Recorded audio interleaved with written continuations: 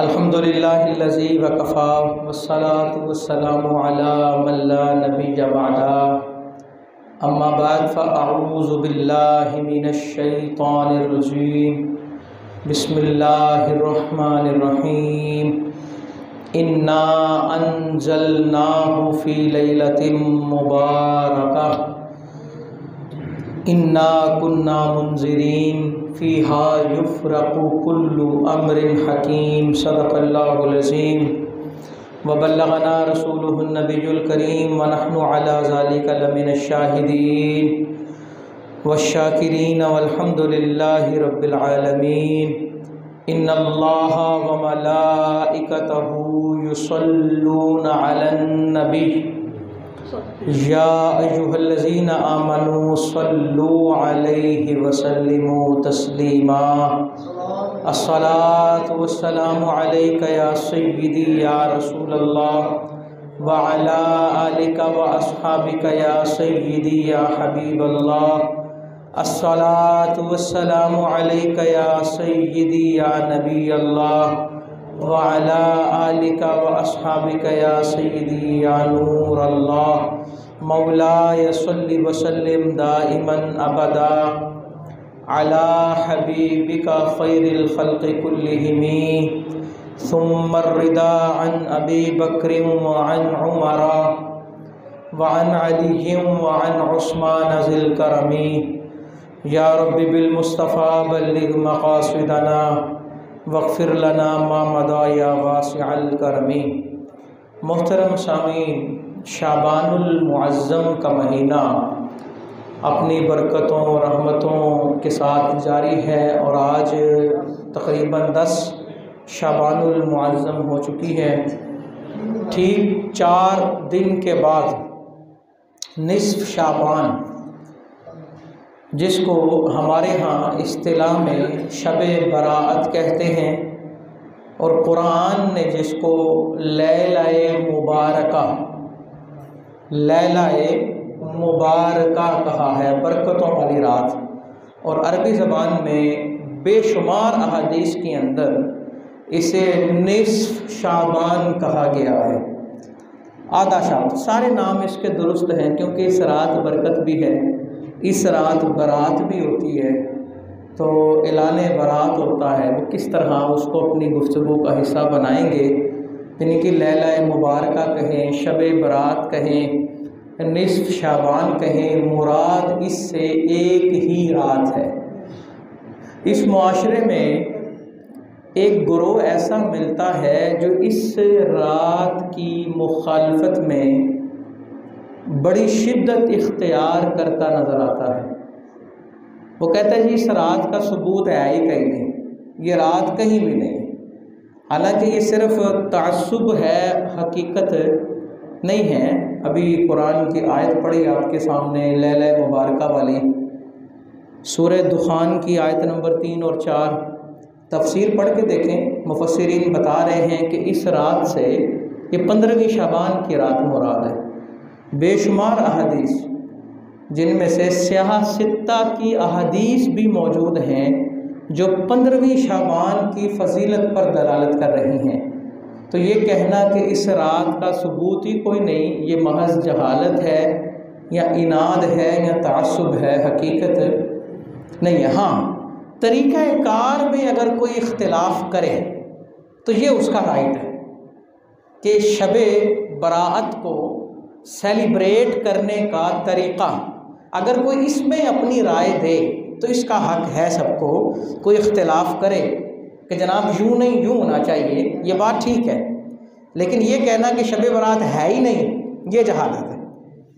شب برات کا مطلب یہ نہیں جناب کہ ہم وہ کریں، پٹاخے چلائیں، آتش بازی کریں یا اس رات کو غفلت میں گزاریں، اس کا یہ مطلب نہیں۔ اب دیکھیں نا، آج چونکہ 10 تاریخ ہے اور آج کی رات بھی ایک خاص رات ہے، 11ویں شریف والی رات، اور 11ویں منسوب ہے حضرت شیخ عبد القادر جیلانی حنبلی رحمۃ اللہ تعالی علیہ سے۔ اچھا، ان سے بہتر تو کوئی نہیں سمجھتا نا کہ جناب شب برات ہے کہ نہیں، وہ تو سمجھتے ہیں نا اس بات کو۔ وہ فرمانے لگے کم من کفن مغسول وصاحبہ فی السوق مشغول، کم من قبر محفور وصاحبہ فی السرور مغرور، وکم من فم ضاحک وہو عن قریب ہالک۔ یہ شب برات کے حوالے سے حضرت شیخ عبد القادر جیلانی کہتے ہیں، وہ کہتے ہیں کتنے لوگ ایسے ہیں کہ ان کے کفن تیار ہو چکے ہیں لیکن وہ بازار میں مصروف ہیں۔ یہ 15ویں شعبان کے بارے حضرت شیخ عبد القادر جیلانی حنبلی رضی اللہ تعالیٰ عنہ، محبوب سبحانی قطب ربانی، جو اولیاء میں تمام کے سردار ہیں، جن کا قدم ہر ولی کی گردن پہ رکھا ہے، کہ جنہیں اللہ نے یہ مہر عطا کی ہے کہ ان کی مہر ملتی ہے تو ولایت اللہ عطا کرتا ہے، جس کو بھی عطا کرے کسی بھی سلسلے کا۔ وہ کہہ رہے ہیں شب برات کے حوالے سے کہ بہت سے لوگوں کے کفن تیار ہو چکے ہیں لیکن وہ بازاروں میں پھر رہے ہیں۔ کیا مطلب؟ اس رات کو پروانے مل گئے نا فرشتوں کو کہ کس کو اٹھانا ہے اور کس کو چھوڑنا ہے۔ موت و حیات کا جو 1 سال کا کوٹا ہے وہ دے دیا گیا ہے، وہ فرشتوں کی ڈیوٹیاں تفویض کر دی گئیں۔ اور آپ فرماتے ہیں کم من قبر محفور وصاحبہ فی السرور مغرور، بہت سے لوگوں کی قبریں تیار ہو چکی ہیں لیکن وہ بے خبر اپنی دنیا کے لطف و اندوز میں مصروف ہیں، لطف دنیا کے معاملات سے لطف اندوز ہو رہے ہیں۔ اور کہا وَكَم مِّن فَمٍ ضَاحِكُ وَهُوَ عَنْ قَرِيبٍ هَالِكُ، کتنے لوگ ہنستے ہوئے نظر آ رہے ہیں حالانکہ عن قریب ان پر رویا جائے گا۔ یعنی کہ اس رات کی حقیقت ہے تو وہ کہہ رہے ہیں نا، ہاں طریقہ کار سے کوئی اختلاف کرے وہ حق ہے سب کا، اور ہم قطعاً خلاف شرع کام کو پروموٹ نہیں کرتے اور نہ ہی اس کی اجازت دیں گے۔ جو کام خلاف شرع ہیں وہ قطعاً ناجائز ہے۔ اچھا، کچھ کام جو اس رات میں کیے جاتے ہیں وہ کام کرنا بہتر ہے، لیکن ان کاموں کو اس رات کا حصہ سمجھنا یہ بہتر نہیں، یہ جہالت ہے۔ مثال کے طور پہ ایصال ثواب کا اہتمام، اور اگر کوئی یہ سمجھے، یا آپ یہ سمجھ لیں بیری کے پتوں سے نہانا، اگر کوئی سمجھے کسی اور رات میں نہیں نہا سکتے تو یہ اس کی جہالت ہے۔ بیری کے پتوں کا بزرگ یہ کہتے ہیں کہ جادو سے اس کی حفاظت ہوتی ہے۔ اصل مقصد یہ ہوتا تھا کہ پانی میں بیری کے پتے ملائے جاتے تھے تو پانی کے اندر نا جراثیم مٹانے کی صلاحیت جو ہے وہ زیادہ ہو جاتی ہے۔ تو اب تو آپ صابن لگا سکتے ہیں، شیمپو لگا سکتے ہیں، ضروری تھوڑی ہے کہ بیری کے پتوں پر عمل کرنے کے لیے کسی کے گھر سے چوری پتے اٹھائے کہ جناب میں نے اس پر عمل کرنا ہے۔ تو جو چیزیں غلط ہیں ان کی حوصلہ شکنی کی جائے گی، قبرستان جایا جائے گا۔ بہتر ہے کہ آج کی رات قبرستان جائیں، کیونکہ اس رات آج کا لفظ میرے منہ سے نکل گیا، جو 15ویں شعبان کی رات شب برات ہے، اس رات حضور علیہ الصلوۃ والسلام کا پہلا معمول یہ تھا کہ آپ سب سے پہلے جنت البقیع تشریف لے کے گئے۔ کہاں تشریف لے کے؟ عبادت بعد میں کی، نفلی عبادت بعد میں کی، سجدے بعد میں کی، وہ کس انداز میں کیے وہ بھی ڈسکس ہم کریں گے، لیکن قبرستان پہلے تشریف لے کے گئے فوت شدگان کے لیے دعائے مغفرت کی۔ ٹھیک ہے، قبرستان جائیں، لیکن یہ سمجھنا کہ اس رات کو قبرستان جانا لازمی ہے یا کسی اور رات کو نہیں جا سکتے تو یہ غلط ہے۔ یہ کام ہے کرنے والے، لیکن اسے ان رات کا حصہ نہیں سمجھا جائے گا۔ اچھا، قبرستان جا کے بہت بڑی غلطی جو اکثر ہمارے ہاں عام ہو گئی ہے، قبروں پہ موم بتی، چراغ یا اگربتی یہ جائز نہیں ہے جلانا۔ یہ ذہن میں رکھیے گا، قبروں کے اوپر موم بتی، اگربتی یا چراغ جلانا، یہ چراغ جلانا کوئی ثواب کا کام نہیں ہے۔ کسی دور میں چراغ جو جلتے تھے نا، پہلی بات یہ ہے وہ قبر کے اوپر نہیں جلتے تھے، وہ سائڈ پہ جلتے تھے۔ کیوں جلتے تھے؟ کہ لائٹ نہیں تھی، الیکٹریسٹی نہیں تھی، بجلی نہیں تھی، چراغ ہی ہوا کرتے تھے۔ تو چراغ اگر جلانا کو باعث برکت ہوتا تو اندرون شہر کے سارے مکان پہ باعث برکت ہوں، کیونکہ اس میں تاک، ہر کمرے میں تاک بنا ہوتا جہاں چراغ رکھا جاتا تھا، پرانے جو مکان ہیں نا۔ تو چراغ جلانا کو نیکی نہیں ہے۔ اب لوگ چراغ جلاتے ہیں، اس میں سے تیل بھی نکال کے لے جاتے ہیں کہ جناب برکت والا تیل ہے، یہ فلاں مزار پہ چل رہا تھا، چاہے اس تیل سے خارش ہو جائے بعد میں۔ تو اس چیز کو سمجھیں، چراغ، موم بتی یا اگربتی قبر کے اوپر نہیں جلائی جائے۔ اگربتی کا مقصد، چراغ کا، موم بتی کا مقصد کچھ صاحب قبر کے لیے کچھ نہیں ہے۔ ہاں اگر معاملات یہ ہیں کہ جناب یہ آج کی رات بڑی خاص ہے، لوگ قبرستان آنا چاہتے ہیں، تو ان کی روشنی کے لیے، رہنمائی کے لیے وہاں بلب لگوائیں۔ الیکٹریسٹی کا دور ہے، چراغ کی بجائے وہاں پہ اگر بجلی نہیں ہے تو جنریٹر لے کے آئیں۔ ہم شادی بیاہوں پہ بھی تو منگواتے ہیں نا جنریٹر، تو وہاں جنریٹر رکھیں اور جنریٹر چلائیں۔ یعنی کہ اصل کہنے کا مقصد ہے کہ چراغ جلانا یا موم بتی جلانا یہ کوئی عبادت نہیں ہے۔ مقصد کیا ہے؟ پہلے ہوتا تھا کہ چراغ ہم نے جلائے ہیں کہ آنے والوں کو آسانی ہوگی، اور یہ قبر کے اوپر نہیں جلائے جاتے تھے، یہ ایک سائڈ پہ رکھ کے جلائے جاتے تھے۔ قبر سے آگ والی چیزوں کو دور رکھنے کا حکم ہے۔ یہ جو قبر میں ہے نا، اگر اس کے اوپر ہم آگ والی چیز رکھیں گے تو یہ اس کے لیے باعث تکلیف ہے، باعث اذیت ہے۔ قبر پہ ہم کیا رکھیں؟ تر و تازہ، کوئی پھول، کوئی ٹہنی، وہ چیز جو اللہ کا ذکر کرتی ہے، تو جس کے ذکر کی وجہ سے قبر پر رحمت نازل ہوتی ہے۔ حضور علیہ الصلوۃ والسلام ایک قبرستان سے گزرے، دو قبروں پہ رک گئے، دو سیاہ ستہ میں بڑی صراحت کے ساتھ یہ جو مفہوم میں عرض کر رہا ہوں ان کے الفاظ موجود ہیں، دو قبروں پہ رک گئے اور آپ نے ایک ٹہنی کو نہ توڑا، ٹہنی شاخ توڑ کے ایک قبر پہ رکھ دی اور دوسری قبر پہ رکھ دی۔ تو آپ فرمانے لگے کہ ان قبر والوں کو عذاب دیا جا رہا تھا۔ کیا دیا جا رہا تھا؟ مجھے یہ بتائیں، قبر کے باہر کھڑے ہو کے اندر دیکھنا عقل مانتی ہے؟ بولیں عقل تو نہیں مانتی نا، لیکن حضور کہہ رہے ہیں میں نے دیکھ لیا کہ اندر کیا ہو رہا ہے۔ اور جو نبی قبر کے باہر کھڑے ہو کے اندر دیکھ سکتے ہیں، وہ قبر کے اندر آرام فرما کر باہر بھی دیکھ سکتے ہیں کہ باہر کیا ہو رہا ہے۔ اچھا، صرف نظر میں بات ختم نہیں ہوئی، کہا انہیں عذاب دیا جا رہا ہے، اور اس پر بھی بات ختم نہیں ہوئی، کَوَمَا يُعَذَّبَانِ فِي كَبِيرٍ، عذاب کسی بڑی وجہ سے نہیں دیا جا رہا، یعنی کہ کوئی ایسی چیز نہیں تھی کہ جس سے بچنا مشکل ہو۔ ایک کو عذاب دیا جا رہا ہے چغلی، غیبت کی وجہ سے، اور دوسرے کو عذاب دیا جا رہا ہے یہ پیشاب کے قطروں سے نہیں بچتا تھا، یہ طہارت اختیار نہیں کرتا تھا، یہ پیشاب کے قطرے جس کو معمولی سمجھتے ہیں نا لوگ، اکثر بچے اٹھاتے ہیں ان کے پیشاب کو بھی معمولی سمجھتے ہیں کہ کوئی گل نہیں، خیر ہے، وہ ہر کمرے میں جگہ جگہ بچے کا پیشاب لگا ہوتا ہے، تو یہ خیر نہیں ہوتی، یہ بڑا معاملہ ہوتا ہے۔ حضور فرما رہے ہیں باتیں بڑی عام ہیں جن کی وجہ سے، یعنی کہ قبر والوں کو بھی دیکھا، ان کا عذاب بھی دیکھا، اور ان کا ماضی بھی دیکھ لیا کہ عذاب کیوں ہو رہا ہے، اور بات یہاں ختم نہیں کی، مستقبل بھی بتا دیا، کہا جب تک یہ ٹہنی تر رہے گی ان کے عذاب میں تخفیف کر دی جائے گی۔ یہ سمجھایا جا رہا ہے نا بھئی، آپ خود ہی اندازہ لگائیں، قبر کے باہر کون کھڑے ہیں جی؟ حضور، اور قبر کے اندر بھی دیکھ لیا، عقل تو کہتی ہے نہیں دیکھ سکتے، مٹی ہے نا، اور وہ جو چیزیں ہے ہی عالم برزخ، جو قبر میں کیمرہ بھی لگا ہو تو کوئی نہیں دیکھ سکتا، قبر میں وہ موڈ ہی ایسا ہے، وہ عالم برزخ ہے، وہ کوئی نہیں دیکھ سکتا۔ حضور نے فرمایا عذاب ہو رہا ہے، قبر کے باہر کھڑے ہیں حضور، باہر کھڑے ہو کے جب میرے نبی اندر دیکھ سکتے ہیں تو قبر کے اندر آرام فرماتے ہوئے باہر نہیں دیکھ سکتے، تو یہ بات صرف سمجھنے کی ہے۔ اللہ اکبر۔ تو قبرستان جائیں، لیکن وہاں جا کے وہ کام کریں جو عوام کی فلاح و بہبود کے لیے۔ ابھی اس کو تفصیل سے ڈسکس کریں گے کہ قبرستان جاتے ہوئے کیا چیزیں ہماری نیت ہونی چاہیے اور قبرستان جانے کا شرعی طریقہ کیا ہے۔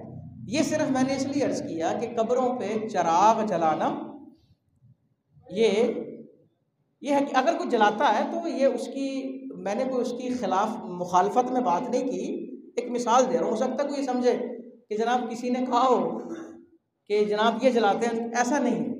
قبر پہ چراغ جلانا یہ کوئی نیکی نہیں ہے۔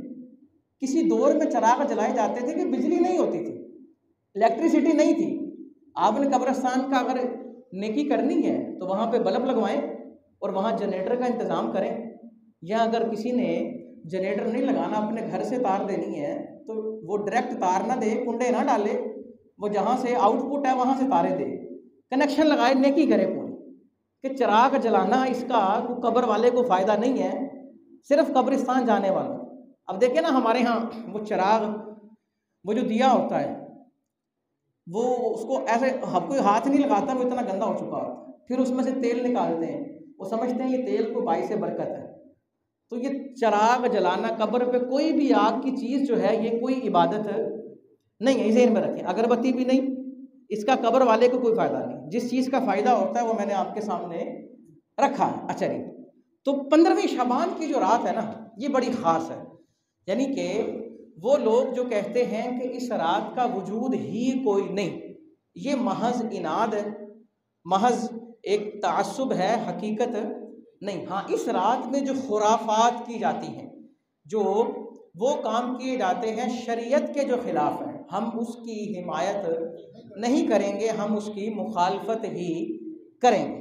اچھا، اس رات کے حوالے سے، اچھا شعبان کے حوالے سے سماعت کیجئے۔ حضور علیہ الصلوۃ والسلام فرما رہے ہیں کہ انما سمی شعبان، شعبان کا لفظی مطلب ہوتا ہے وہ چیز جو نشو و نما پائے، جو بڑھتی رہے، جس میں اضافہ ہوتا رہے، بڑھوتری ہوتی رہے۔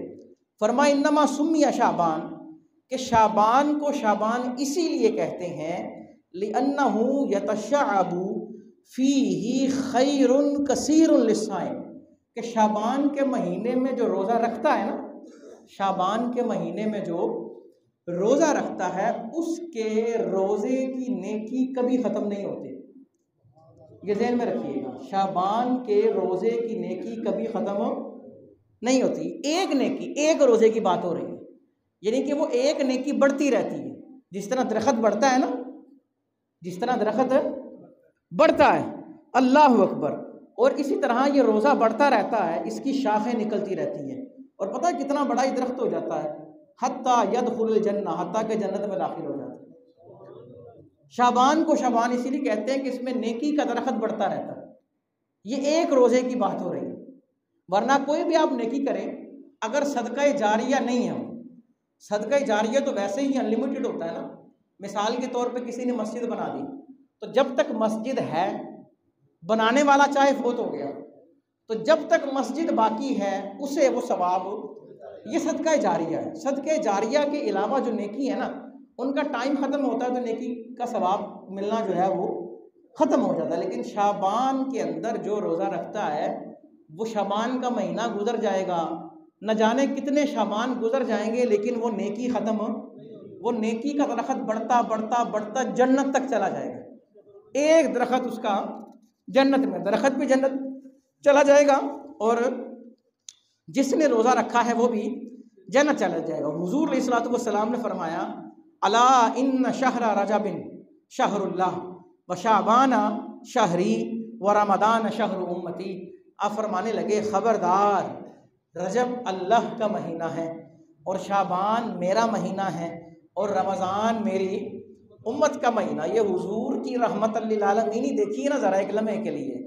رجب کس کا مہینہ، شعبان کس کا مہینہ، اور رمضان کس کا مہینہ، امت کا۔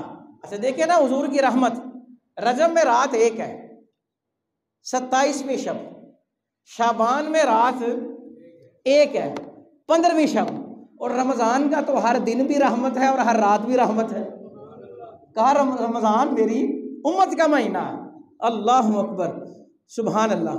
حضور علیہ الصلوۃ والسلام نے فرمایا ایک موقع پہ، یہی حدیث ہے کہ رمضان اللہ کا مہینہ، شعبان میرا مہینہ، اور فرمایا شعبان المطہر و رمضان المکفر، کہ شعبان پاک کرنے والا ہے اور رمضان مٹانے والا ہے، کہ جو شعبان کا احترام کرتا ہے تو اللہ اس کو پاک کر دیتا ہے، اور جو رمضان کا احترام کرتا ہے اللہ اس کے گناہوں کو مٹا دیتا ہے۔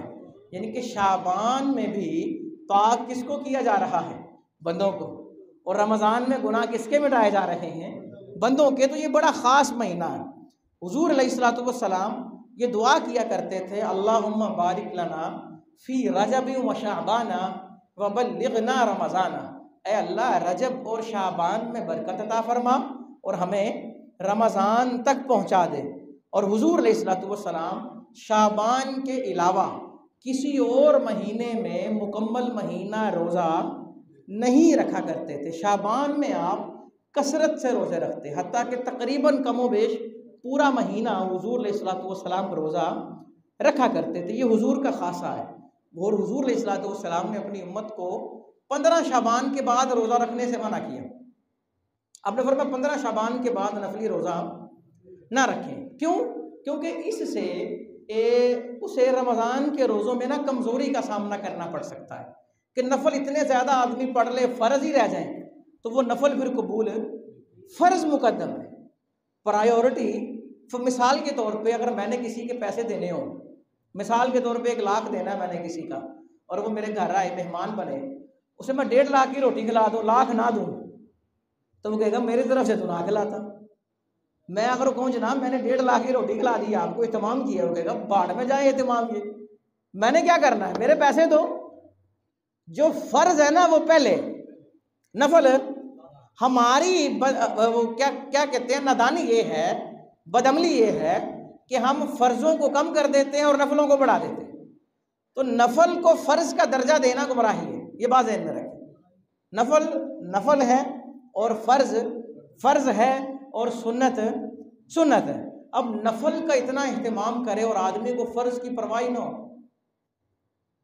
نفلوں کا بڑا اہتمام ہو اور فرض کی وہ پرواہ نہ کرے، تو یہ نادانی ہے، یہ بدعملی ہے۔ انسان یہ نہ سمجھے کہ وہ اس نے دنیا میں تو ہوتا ہے نا اپنا وہ شیٹ اس نے بیلنس کر دی، لیکن یہ معاملہ آخرت کے ساتھ ہے۔ تو اللہ فرماتا ہے کہ یہ اپنے علاوہ کسی اور کو دھوکہ نہیں دے رہے، اللہ کو تو کوئی دھوکہ دے ہی نہیں سکتا نا، اللہ کے ساتھ یہ ہیرا پھیری وہ اس کا فضل ہے۔ وہ بڑا خوبصورت ایک جملہ میں نے پڑھا، ایک تحریر پڑھی، وہ لکھا یہ تھا، وہ کہتے ہیں میں گناہ کرتا ایسے ہوں جیسے وہ دیکھ ہی نہیں رہا، میں گناہ ایسے کرتا ہوں جیسے وہ دیکھ ہی نہیں رہا، اور وہ معاف ایسے کر دیتا ہے جیسے اس نے دیکھا ہی نہیں۔ یہ اللہ کا فضل ہو تو ایک الگ بات ہے، کرم ہو اس کا ایک الگ بات ہے، اس کی رحمت ہو تو ایک الگ بات ہے۔ یاد رکھیں حضور علیہ الصلوۃ والسلام نے فرمایا صحابہ کو، مفہوم اس کا یہ ہے کہ جس سے اللہ نے حساب لے لیا نا وہ بندہ حساب نہیں دے سکے گا، جس سے پوچھ لیا نا ہاں بھائی بتا، تو وہ نہیں بتا سکتا، وہ چاہے وقت کا غوث ہو، وہ چاہے وقت کا ابدال ہو، جس سے اللہ پوچھ لے گا نا تو وہ اس کا جواب، کیونکہ کوئی بھی شخص اس کی دی ہوئی ایک نعمت کا بھی شکر ادا نہیں کر سکتا، یہ بات ذہن میں رکھے۔ اور جس کو اس نے پکڑ لیا اور حساب مانگ لیا تو وہ سمجھ لے کہ وہ گیا۔ تو پھر حضور علیہ الصلوۃ والسلام نے فرمایا وہاں پر نجات حساب کتاب سے نہیں ملے گی، وہاں پر رب کے فضل سے نجات ملے گی۔ اللہ کا فضل ہوگا تو بخشے جائیں گے، اللہ کا فضل ہو تو ایک الگ بات ہے، لیکن انسان اگر یہ سمجھے کہ نعوذ باللہ میں نے دھوکہ دے دیا ہے تو وہ اپنے علاوہ کسی کو دھوکہ نہیں دے سکتا۔ اللہ اکبر۔ حضور علیہ الصلوۃ والسلام یہ شعبان میں روزے رکھتے تھے تاکہ رمضان جب آئے تو شعبان کے روزے اور رمضان کے روزے جو ہے نا وہ آپس میں اٹیچ ہو جائے۔ حضرت اسامہ بن زید رضی اللہ تعالیٰ عنہ یہ عرض کرتے ہیں، یہ جو روایت سنانے لگا ہوں یہ سنن نسائی میں موجود ہے، یہ سیاستہ کی، یہ جو 6 کتابیں حدیث کی جنہیں صحیح ترین کتابیں کہا جاتا ہے اس کی روایت، اور یہ ان لوگوں کے لیے خاص طور پہ جو کہتے ہیں جی یہ شعبان کا ذکر ہی کہیں نہیں ہے، یہ ان کی جہالت ہے اور کچھ نہیں ہے۔ اللہ اکبر۔ یہ حضرت اسامہ بن زید کہتے ہیں میں حضور کی بارگاہ میں حاضر ہوا، عرض کرنے لگا یا رسول اللہ صلی اللہ علیہ وآلہ وسلم، شعبان میں آپ سب سے زیادہ روزے رکھتے ہیں، اور میں دیکھتا ہوں، یعنی کہ کسی اور مہینے میں رمضان کے علاوہ نفل روزوں کی بات ہو رہی ہے، آپ اتنے روزے نہیں رکھتے جتنے شعبان میں رکھتے ہیں، اس کی وجہ کیا ہے؟ تو آپ فرمانے لگے ذالک شہر یغفل الناس عنہ بین رجب و رمضان، صراحت کے ساتھ لفظ ہے۔ حضور فرمانے لگے یہ مہینہ جس سے پیچھے رجب ہے، جس کے بعد رمضان ہے، رجب اور رمضان کے درمیان کون سا مہینہ ہے؟ شعبان۔ آپ نے فرمایا یہ وہ مہینہ ہے جس کی وجہ سے اکثر لوگ، جس کے بارے میں اکثر لوگ غفلت میں مبتلا ہیں۔ حضور فرما رہے ہیں اس مہینے کی عظمت پتہ ہی نہیں ہے لوگوں کو، اور کتنے بدعمل ہیں وہ لوگ جو کہتے ہیں کہ شعبان کا ذکر ہی کہیں نہیں ہے۔ ہاں یہ ذکر کہاں نہیں ہے؟ جن کے نصیب میں برکت نہیں ہے۔ رحمت نہیں ہے. جن کے مقدر میں برکت ہے نا ان کو پتہ ہے کہ شعبان کا ذکر کدھر ہے. حضور فرما رہے ہیں یہ جو رمضان اور رجب کے درمیان شعبان ہے نا لوگ اس سے بے خبر ہیں. وَهُوَ الشَّهْرٌ، اور یہ وہ مہینہ ہے تُرْفَعُ فِيهِ الْأَعْمَالُ إِلَىٰ رَبِّ الْعَالَمِينَ کہ جس مہینے میں رب تبارک و تعالیٰ کی بارگاہ میں بندے کے عمل پیش کیے جاتے ہیں. اور دیگر روایتوں میں صراحت کے ساتھ ذکر ہے کہ وہ رات 15ویں رات ہے، نصف شعبان ہے. آپ نے فرمایا میں چاہتا ہوں انا احب ان یرفع عملی وانا صائم کہ میرا عمل جب رب کی بارگاہ میں پیش کیا جائے نا تو میں نے روزہ رکھا ہوں. یعنی کہ شعبان میں اللہ کی بارگاہ میں کیا کیے جاتے ہیں. لوگ نا یہ فلم چلاتے ہیں یہ گمراہ کرنے کے لیے کہ شعبان کا ذکر کہیں نہیں. وہ پتہ ہے کہتے ہیں، وہ کہتے ہیں جی لو جی اللہ نو کاجی لوڑ ہے کہ عمل پیش کیتے جان. اچھا اگر یہ بات ہے تو پھر کاندھوں پہ جو فرشتے بیٹھے ہیں ان کی کیا ضرورت ہے؟ ضرورت ہے کوئی ان کی؟ اس کو نہیں پتا کس نے کیا کیا ہے. تو لہٰذا یہ کامن سینس کی باتیں ہیں نا. اگر تو یہ بات ہے تو پھر کرامن کاتبین کی کیا ضرورت ہے؟ کہ اللہ کو نہیں پتا کون کیا کر رہا ہے کون کیا نہیں کر رہا. اسے ضرورت ہے کسی چیز کی؟ بتائیں جی. اللہ کو ضرورت ہے کہ فرشتہ بارش برسائے، وہ کن کہے اور برس جائے، لیکن فرشتہ برساتا ہے. اللہ کو ضرورت ہے کہ فرشتہ ماں کے پیٹ میں جائے اور وہاں جا کر بچے کا مقدر لکھے، اللہ خود لکھ دے، لیکن فرشتہ آتا ہے اور اس کا شقی ہونا سعید ہونا. اللہ کو ضرورت ہے لوح و قلم کی، بولیں جی، لیکن قلم چلتی ہے، لوح کے اوپر لکھا جاتا ہے. تو بات یہ نہیں ہے کہ ضرورت ہے کہ نہیں ہے. رب کو کسی شے کی حاجت نہیں ہے اور ہر شے کو رب کی حاجت ہے. بات یہ چیزیں رب نے جو بنائی ہے نا یہ ہماری تعلیم کے لیے. اللہ فرماتا ہے اس نے زمین و آسمان 6 دنوں میں پیدا کی، حالانکہ اس وقت تو دن تھا ہی نہیں. اس وقت تو دن تھا ہی نہیں. اس نے تو کن کہا اور سب کچھ ہو گیا. یہ پھر ٹائم کیوں بیان کیا جا رہا ہے؟ تاکہ ہم تعلیم حاصل کریں کہ اس چیز کا اندازہ لگائیں، ایک ٹائمنگ ہمیں پتہ ہو، ہمیں پتہ ہو کہ ہم نے کتنے وقت میں کیا کام کرنا ہے. یہ ہمارے لیے ہے، اللہ کو کسی چیز کی ضرورت ہے. لہذا کسی ایسے بندے کی باتوں میں نہیں آنا جو دین سے دوری کے لیے، دین سے دوری کا باعث بنے. بے شمار سوالات میسیجز آئیں گے، وہ ابھی فارورڈ ہونا شروع ہو گئے ہیں، voice message, audio message, video تحریری کہ جناب یہ شعبان کا کوئی فضیلت نہیں ہے، کوئی فضیلت نہیں ہے، یہ نہیں ہے، وہ نہیں ہے. یہ شروع ہو گئی ہیں باتیں. حالانکہ قرآن بیان کر رہا ہے، یہ حدیث سنن نسائی کے میں نے آپ کے سامنے رکھی کہ شعبان کو عمل جو ہے شعبان کے مہینے میں عمل کہاں پیش کیے جاتے ہیں؟ رب کی بارگاہ. حالانکہ رب کو تو اس کی ضرورت نہیں ہے، یہ صرف بندوں کو بخشنے کے بہانے ہیں. بندوں کو ویسے تو عصر کی نماز کے وقت بھی عمل پیش کیے جاتے ہیں ڈیلی بلا ناغہ. عصر کی نماز میں جو عصر کا وقت ہوتا ہے، جو ہمارے کرامن کاتبین کاندھوں پہ 2 فرشتے بیٹھے ہیں، ان کی ڈیوٹیاں تبدیل ہوتی ہیں، شفٹ چینج ہوتی ہے. حالانکہ فرشتوں کو شفٹ چینج کرنے کی کیا ضرورت ہے؟ وہ فرشتہ تو تھکتا ہی نہیں ہے کبھی. جس فرشتے نے عرش اٹھایا ہوا ہے نا، 8 فرشتے ہیں جنہوں نے عرش اٹھایا ہوا. کتنے؟ آج تک نہیں کسی نے کہا کہ جناب تھک گئے ہیں. قیامت تک نہیں کو کہہ سکتا تھک گئے ہیں. اور رب کو کیا ضرورت ہے کہ فرشتہ عرش اٹھائے؟ لہٰذا اس بات سے باہر نکل آئیں. لوگ یہ جو پھکی دے کے ہمیں یا ہمارے نوجوانوں کو سائڈ پہ کرتے ہیں نا، لوگوں کا اس طرح کے لوگوں کا طریقہ واردات یہ ہوتا ہے کہ سکولز میں کالجز کے اندر سوشل میڈیا کے ذریعے نوجوان کو پکڑا جائے، اسے کہا جائے نہیں جناب اللہ کو تو ضرورت ہی نہیں ہے. تو پھر ساری باتیں بتائیں نا. یہ کون کہتا ہے کہ اللہ کو ضرورت ہے کسی چیز؟ اللہ کو پتہ ہے کون کیا کر رہا ہے. لیکن جب حضور علیہ الصلوۃ والسلام فرما رہے ہیں کہ اس مہینے میں عمل اللہ کی بارگاہ میں جاتا ہے تو عمل اللہ کی بارگاہ میں جاتا ہے. تو لہٰذا ہمیں کسی اور کی بات ماننے کی ضرورت نہیں. یہ سنن نسائی کا حوالہ اور قرآن کی آیت میں نے آپ کے سامنے رکھی. اللہ اکبر. حضور علیہ الصلوۃ والسلام نے شعبان کے حوالے سے ایک اور بات کی. اقصو ہلال شعبان علی رمضان. آپ فرما رہے جامع ترمذی کی روایت، آپ نے فرمایا شعبان کے دن گن گن کے گزارو. لوگ کہتے ہیں شعبان ہے کیا؟ وہ شعبان کے دن گننے کا حکم ہے. حضور کیوں گنے؟ کہا رمضان تک نہیں جانا اور روزانہ یہ بات کرو. لو جی 20 دن رہ گئے ہیں روزے آنے میں، 15 دن رہ گئے ہیں روزے آنے میں، آج اتنے دن رہ گئے ہیں اور شعبان کو تو گننے کا حکم ہے انگلیوں پہ. اللہ اکبر. یہ گنتی کرنے کا حکم ہے. آج ہم کہیں کہ جناب ہو سکتا ہے 20 یا 19 دن رہ گئے ہیں رمضان کا چاند طلوع ہونے میں، تو شعبان کی بڑی عظمت ہے۔ اب 15ویں شعبان کی بات سنیں۔ حضرت سیدہ عائشہ رضی اللہ تعالیٰ عنہ سے پوچھا حضور علیہ الصلوۃ والسلام نے، اے عائشہ آپ کو پتہ ہے یہ 15ویں شعبان کو کیا ہوتا ہے؟ کس نے پوچھا؟ حضور علیہ الصلوۃ والسلام نے۔ کس سے؟ اما عائشہ رضی اللہ تعالیٰ نے۔ امام بیہقی اس کو بیان کر رہے ہیں۔ اما عائشہ عرض کرنے لگی یا رسول اللہ آپ بتائیں اس رات میں کیا ہوتا ہے؟ تو اب سنیں اس رات میں کیا ہوتا ہے۔ اور یہ امام بیہقی اس حدیث کو بیان کر رہے ہیں، اور یہ وہ کلمات ہیں جو حضور علیہ الصلوۃ والسلام کی زبان سے ادا ہوئے، اور سمجھیں کہ 15ویں رات کو کیا ہوتا ہے۔ آپ فرمانے لگے کل مولود بنی آدم فی ہذہ السنہ وفیہا ان یکتب کل ہالک من بنی آدم فی ہذہ السنہ وفیہا ترفع اعمالہم وفیہا تنزل ارزاقہم۔ فرمایا اس سال جو جو پیدا ہوگا وہ لکھ دیا جاتا ہے۔ لکھا تو ازل سے ہے نا، یعنی کہ وہ جن فرشتوں کی ڈیوٹی ہیں ان کو تفویض کر دی جاتی ہیں۔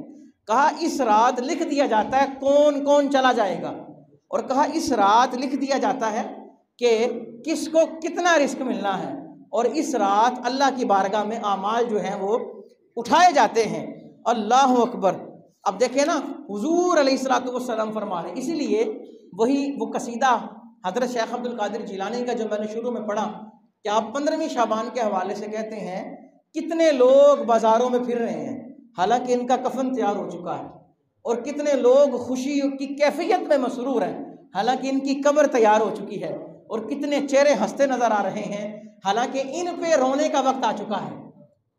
یعنی کہ حضرت شیخ عبد القادر جیلانی کو نہیں پتا کہ شعبان کی یہ رات کہاں سے آئی ہے، وہ جانتے ہیں، اتنے بڑے محدث، اتنے بڑے عالم فقیہ، اور اتنا شاندار حضور غوث پاک رضی اللہ تعالیٰ عنہ قطب ہے، اور قطب الاقطاب، قطب بہت بڑا مرتبہ ہوتا ہے، بہت بڑا مرتبہ ہوتا ہے۔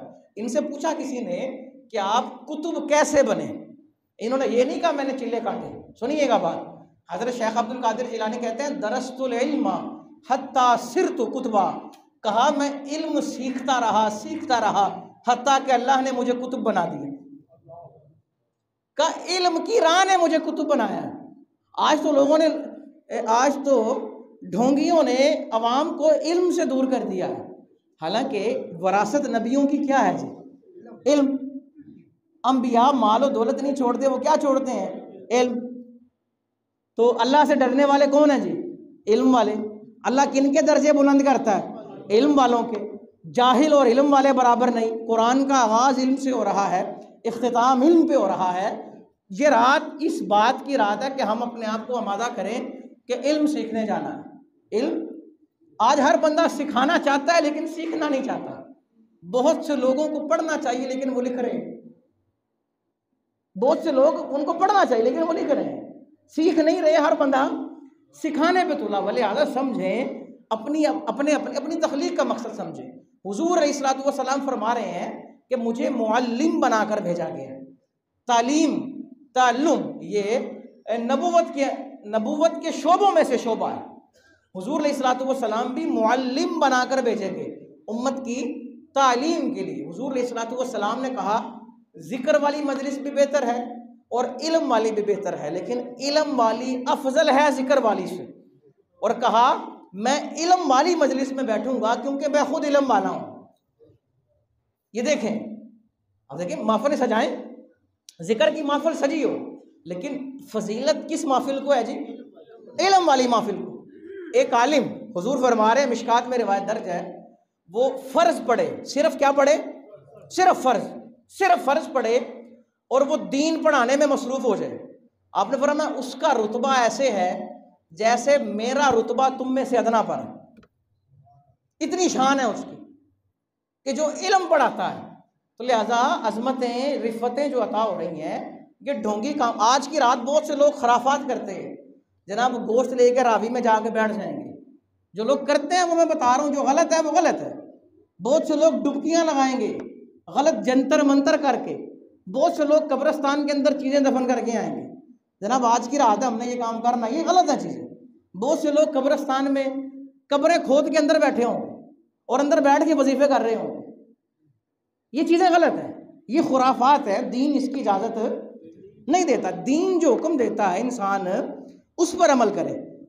اب شب برات جب آ جائے تو سب سے پہلے کیا کیا جائے؟ سب سے پہلے جو کام سب نے کرنا ہے، مغرب، عشاء اور فجر، یہ باجماعت ادا کرنی ہے۔ یہ کوئی بڑا مشکل کام تو نہیں بتایا میں نے، کو بتائیں؟ نہیں بتایا نا؟ اچھا، اب ایک بندہ مغرب بھی نہ پڑھے، عشاء بھی نہ پڑھے، فجر بھی وہ نہیں پڑھے گا، اور صلاۃ التسبیح میں وہ پہلی صف میں کھڑا ہو، تو اسے اپنا احتساب خود کرنا چاہیے نا کہ وہ کیا کر رہا ہے۔ مغرب پڑھے، عشاء پڑھے باجماعت اور فجر پڑھے، ثواب پتہ کیا ملے گا؟ اس کے نامہ اعمال میں لکھ دیا جائے گا یہ ساری رات عبادت کرتا رہا، کوئی اضافی کام نہیں ہے نا اس میں۔ اچھا، اب اگر کوئی اضافی کرنا چاہے تو مغرب کی نماز کے بعد وہ صلاۃ الاوابین پڑھے، 6 رکعت نفل، کتنے جی؟ 2 رکعت کر کے ادا کرے، یا سارے ایک سلام کے ساتھ پڑھ لے، لیکن ہر 2 رکعت کے بعد رب جعلنی تک کا آدھا پورا کرے، پھر سبحانک اللہ سے شروع کرے، جس طرح سنت غیر موقدہ کو پڑھتے ہیں، پھر اگلی 2 رکعتوں کے بعد اسی طرح سبحانک اللہ سے شروع کرے، آخر میں ایک سلام پھیر دے۔ جو یہ 6 رکعتیں پڑھے گا، پتہ کیا ثواب ہے؟ حضور علیہ الصلوۃ والسلام فرما رہے، جامع ترمذی کی روایت ہے، من صلی بعد المغرب 6 رکعات لم يتکلم فیما بینہن بسوء عدلنا له بعبادتی 12 سنۃ، جو یہ 6 رکعتیں پڑھے مغرب کے بعد، بری بات نہ کرے کوئی، اور 6 رکعتیں پڑھنے کا ثواب یہ ہے اللہ اسے 12 سال کی عبادت کا ثواب عطا فرماتا ہے۔ کتنا جی؟ 12 سال کی عبادت کا ثواب، یہ عام دنوں کی بات ہے، اور جو 15ویں شعبان پہ یہ 6 رکعتیں ادا کرے گا اسے اللہ کتنا ثواب عطا فرمائے گا؟ یہ شب توبہ ہے، توبہ کریں۔ کیا مطلب؟ توبہ کے لیے 3 شرطیں ہیں، اس کے بغیر توبہ درستی نہیں ہے۔ نمبر 1، اعتراف جرم، بڑا ضروری ہے، اعتراف جرم کے بغیر توبہ نہیں ہے۔ اب دیکھیں نا، ایک بڑا کسی کی صلح کرائے، وہ کہتا جی میں کیوں معافی مانگا، کہنا چل میرے کہنے مانگ لیں، چلو تھوڑے کہنے مانگ رہے ہیں ورنہ میں نہیں مانگنی۔ یہ معافی نہیں، یہ ایکٹنگ ہے، یہ ڈرامے بازی ہے۔ معافی ہوتی ہے خطا کی، ایک بندہ اعتراف ہی نہ کرے اس نے غلط کیا ہے تو وہ معافی کس چیز کی مانگے گا؟ تو اعتراف جرم بڑا ضروری ہے۔ پھر اس کے بعد احساس ندامت بہت ضروری ہے۔ پھر تیسرے نمبر پہ آئندہ نہ کرنے کا ارادہ بہت ضروری ہے کہ شب برات یہ شب توبہ ہے، بندہ اپنے جرموں کا اعتراف کرے، کس کے حضور؟ رب کے حضور۔ یار کتنا شاندار وہ در ہے، کتنا اعلیٰ وہ در ہے جہاں بندے کے جرموں کا تماشا ہی نہیں بنایا جاتا، جہاں بندے کے جرموں کا تماشا نہیں، وہ ستار ہے۔ کیا جی؟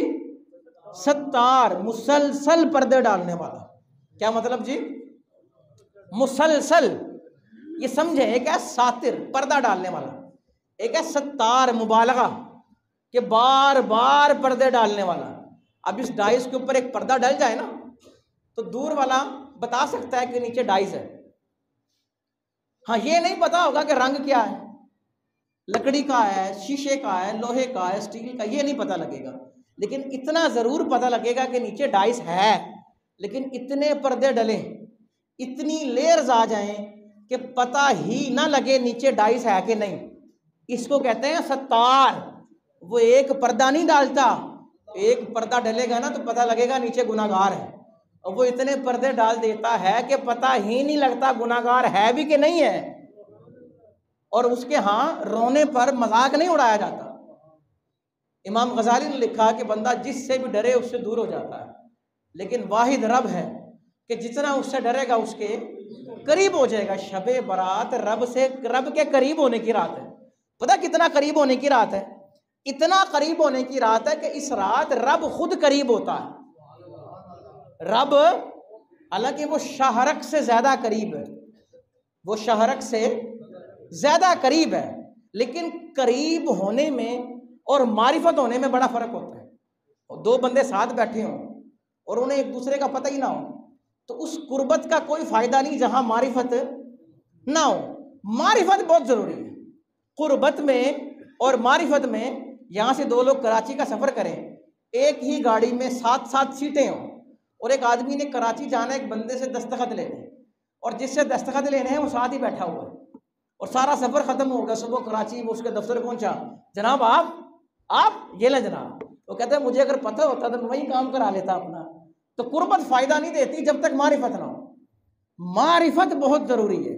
اور بڑا خوبصورت کسی نے کہا، مانا کہ تو شاہرگ سے بھی قریب ہے لیکن میں یہ فاصلہ بھی کہاں چاہتا ہوں، لیکن میں یہ فاصلہ بھی نہیں چاہتا۔ یعنی کہ ہمارا کام ہے رب کی معرفت حاصل کرنا۔ ایک حدیث کا مفہوم ہے، حضور علیہ الصلوۃ والسلام فرما رہے ہیں جو رب کی شان اس کے لیے جگہ کا تعین تو نہیں کیا جا سکتا، لیکن حدیث میں آیا رحمت، نزول رحمت سے کنایا۔ آپ فرمانے لگے جب 15ویں رات آتی ہے نا تو رب کی رحمت پہلے آسمان پر، رب پہلے آسمان پہ جلوہ فرماتا ہے۔ کہاں پر جی؟ پہلے آسمان، یعنی کہ رب دنیا کے بالکل قریب، حالانکہ وہ تو ہے ہی قریب۔ اللہ فرماتا ہے وَإِذَا سَأَلَكَ عِبَادِي عَنِّي فَإِنِّي قَرِيبٌ أُجِيبُ دَعْوَةَ الدَّاعِ۔ اور ایک اور جگہ پر آیا کہ میں اونچی آواز بھی سنتا ہوں اور آہستہ آواز بھی، وہ ہے تو قریب، لیکن 15ویں رات کو اللہ رب العزت جو ہے وہ پہلے آسمان پہ، اور اللہ خود کہتا ہے کوئی معافی مانگنے والا میں اسے معاف کروں، وہ ہے کوئی رزق مانگنے والا میں اسے رزق دوں، وہ ہے کوئی اپنی حاجت لے کر آنے والا کہ میں اس کی حاجت پوری کروں۔ حضور فرما رہے ہیں صبح فجر تک یہ صدا آتی رہتی ہے۔ یہ وہ رات ہے کہ جس رات بندہ کس کے قریب ہو جائے؟ اللہ کے۔ اور میں پھر عرض کر دوں، صرف قریب نہیں ہونا، معرفت کے ساتھ قریب ہونا۔ حضور علیہ الصلوۃ والسلام، اما عائشہ کہتی ہیں کہ یہ 15ویں شعبان تھی تو میں نے حضور علیہ الصلوۃ والسلام کو اپنے بستر سے جب گم پایا، کہتی ہیں میں سمجھی کہ شاید آپ کسی اور زوجہ کے پاس تشریف لے گئے ہیں۔ تو بعد میں حضور علیہ الصلوۃ والسلام نے فرمایا کہ اللہ کے نبی اپنے حق میں یا کسی کے حق میں ایسا نہیں کر سکتے، جس کا حق ہے اس کو دیتے ہیں۔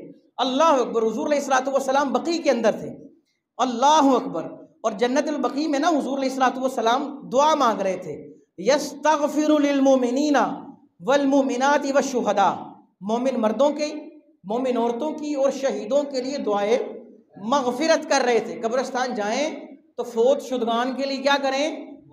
دعائے مغفرت کریں۔ قبروں سے آخرت یاد آتی ہے، بات ٹھیک ہے، آخرت یاد آنی چاہیے، لیکن قبرستان جانے کا ایک مقصد یہ بھی ہے کہ اپنے مرحومین کے لیے دعائے مغفرت کریں۔ حضور کر رہے ہیں دعائے مغفرت، یستغفر للمؤمن۔ اما عائشہ کہتی میں نے جب یہ دیکھا نا تو میں نے کہا میں حضور کے میرے ماں باپ حضور پہ قربان جائیں، حضور اللہ کے کاموں میں مصروف ہے اور مجھے دنیا کی پرواہ ہے، میں اپنے بارے میں سوچ رہی ہوں۔ کہتی میں جب گھر آئی نا فٹافٹ تو میری سانس پھول چکی تھی، اتنے میں حضور تشریف لے آئے اور آپ نے کہا اے عائشہ سانس کیوں پھولی ہے؟ کہتے میں نے سارا واقعہ نا عرض کیا تو حضور علیہ الصلوۃ والسلام فرمانے لگے کہ اللہ کا رسول اور اللہ تمہارا حق نہیں ماریں گے۔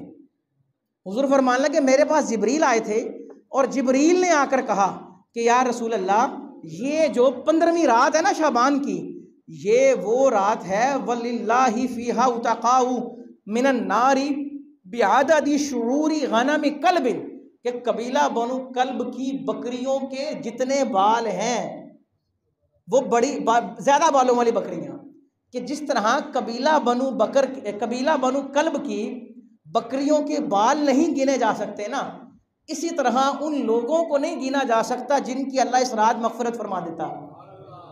اچھا کتنے لوگوں کی مغفرت ہوتی ہے؟ حدیث کے اندر الفاظ آئے ہیں سب کی مغفرت ہو جاتی ہے، سب کی، سوائے عادی زانی کے، ماں باپ کے نافرمان کے اور تکبر کرنے والے کے۔ یہ چند لوگ ہیں جن کی مغفرت نہیں ہوتی، باقی جتنے بندے ہیں ان کی مغفرت کر دی جاتی ہے۔ اللہ اکبر۔ حضور علیہ الصلوۃ والسلام نے نا پھر حضرت عائشہ رضی اللہ تعالیٰ عنہ کو کہا اے عائشہ کیا آپ مجھے اجازت دیتی ہیں کہ آج کی رات میں اللہ اللہ کروں؟ یہ بات قابل غور ہے۔ حضور نے پوچھا کس سے؟ حضرت، اور جس طرح عورت مرد کی اجازت کے بغیر نفلی عبادت نہیں کر سکتی نا، اور مرد بھی عورت کی اجازت کے بغیر نفل کے لیے نہیں جا سکتا، یہ بات سمجھے، کیونکہ عورت کا حق ہے اور مرد کی ذمہ داری ہے، تو وہ اجازت لے۔ حضور علیہ الصلوۃ والسلام جنہیں اجازت لینے کی ضرورت ہی نہیں ہے، یہ بات ذہن میں رکھیں۔ حضور علیہ الصلوۃ والسلام مومنوں پر ان کی جانوں سے بھی زیادہ حق رکھتے ہیں۔ حضور مالک ہیں، وہ کچھ بھی کہہ دیں، کوئی بات کو ٹال کسی کو بھی حکم دے دیں، لیکن یہ ہمارے لیے یہ پیغام ہے۔ اب دیکھیں ہم گھر میں لڑائی کر کے آ جائے اور مسجد میں صلاۃ التسبیح پڑھتے ہوئے رب کو ڈھونڈ رہے ہوں، کعبہ کس منہ سے جاؤ گے غالب، شرم تم کو مگر نہیں آتی۔ وہ بڑا خوبصورت کسی نے کہا نا، یہ کیا ماجرا ہوا شیخ صاحب سنا ہے آپ کو حرم میں بھی خدا نہیں ملا؟ خدا ایسے نہیں ملتا۔ اور بابا بلے شاہ کا شعر ذہن میں رکھے نا، اور رب تے تیرے اندر وسدا وچ قرآن اشارے، بلے شاہ رب اونوں لب سی جڑا نفس اپنے نو مارے۔ جو اپنی انا ختم کرے گا نا، حضور علیہ الصلوۃ والسلام اما عائشہ رضی اللہ تعالیٰ عنہ کہتے ہیں، عائشہ اگر تم اجازت دو تو میں اللہ کی عبادت کروں۔ اما عائشہ عرض کرنے لگی، یا رسول اللہ صلی اللہ علیہ وآلہ وسلم، میرے ماں باپ آپ پہ قربان ہو، آپ مالک و مختار ہیں، کیوں نہیں، میں کون ہوتی ہوں جو اجازت نہ دوں؟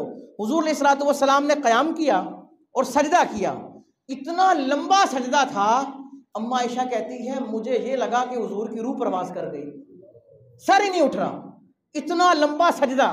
کہتی ہے میں نے حضور کو نا ٹچ کیا تو وہ چھونے سے پتہ لگا جسم حرکت کر رہا ہے، رگوں میں خون جو ہے وہ چل رہا ہے۔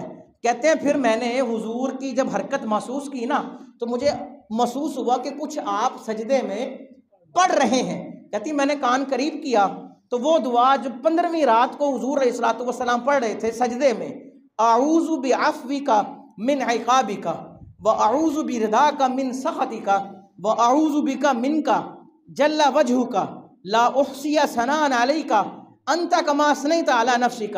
اے اللہ میں تیرے عذاب سے پناہ چاہتا ہوں اور تیرے عفو میں آتا ہوں، اے اللہ مجھ پر عذاب نہ دے، مجھے اپنی بندگی میں لے لے، مجھ پر مہربانی فرما۔ اے اللہ میں تیرے غضب سے دور جاتا ہوں اور تیری رضا کے قریب آتا ہوں، اے اللہ میں تیری ناراضگی سے دور ہوتا ہوں اور تیرے کرم کے قریب ہوتا ہوں، اور اے اللہ میں تیری ویسے تعریف نہیں کر سکتا جیسے تو نے اپنی تعریف خود کی ہے۔